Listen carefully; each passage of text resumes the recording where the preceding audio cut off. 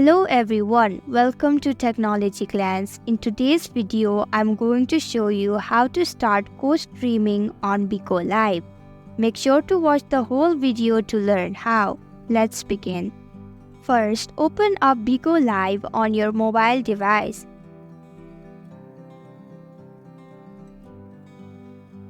Tap on the camera icon at the bottom of your screen. Tap on Go Live.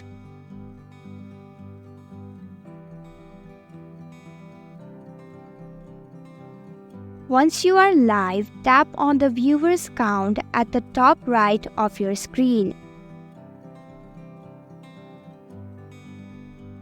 Now tap on the profile of the viewer that you want to co-stream with.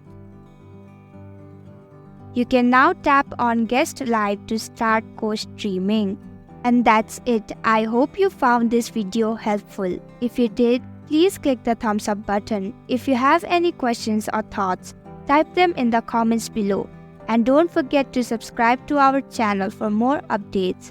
Click the bell icon too so you'll know when we post a new video. We'll be back with another video soon. Thanks for watching.